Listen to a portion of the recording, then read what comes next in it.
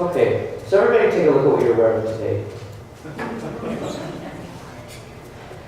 Everybody think of what types of phones you use.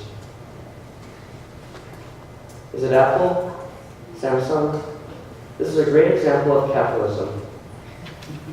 Capitalism is an economical and political system in which a country's trade and industry are controlled by private owners for profit rather than by state. So an example would be McDonald's. That would be a good example of the company getting all of the money and the state only getting tax money. Let's first talk about pro-capitalism and some of the positive effects of economic freedom, efficiency, and innovation. Economic freedom. Economic freedom helps political freedom. If a government doesn't own state-owned businesses, it can instead focus on increasing or lowering taxes, focusing on environmental improvement and other things to help the community. An example, instead of focusing on businesses, governors can instead focus on other things to help the common good.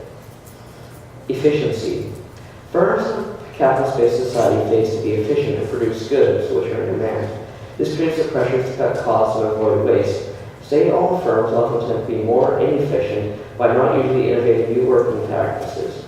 Example, capitalist companies can focus on efficiency and crowd control, but state-owned businesses can't just focus on one company. Innovation.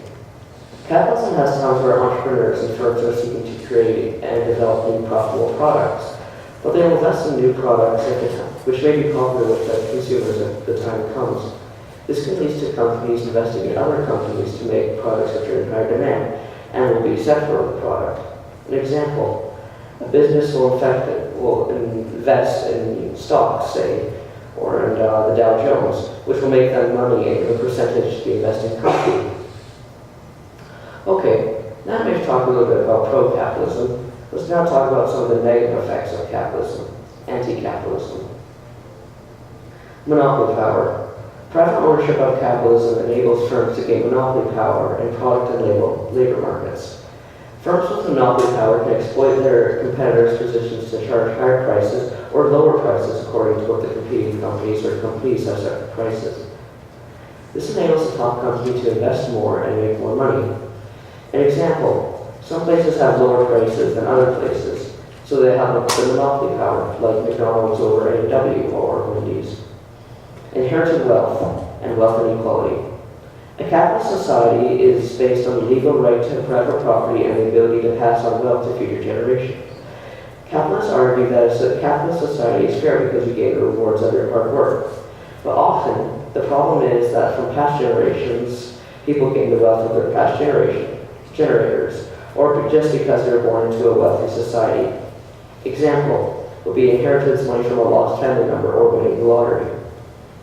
Social benefit ignored. A free market will ignore externalities. A profit-maximizing capitalist firm is that it's likely to ignore negative externalities such as pollution from product. This can harm living standards. Similarly, in a free market economy, will only provide goods with much positive externalities, such as health, public transport, and education. This leads to an inefficient number of resources. An example, a factory releasing pollutants into the air and maximizing profits and basic living standards. We have now talked about some of the pros of capitalism and cons of capitalism. What do you think we should aim for? But in some other countries, you have sort of a middle ground.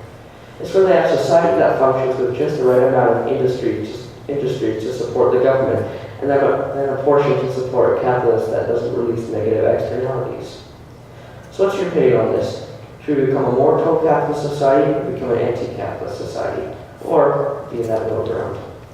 Thanks for taking the time to listen to my TED Talk, and I wish you a good day.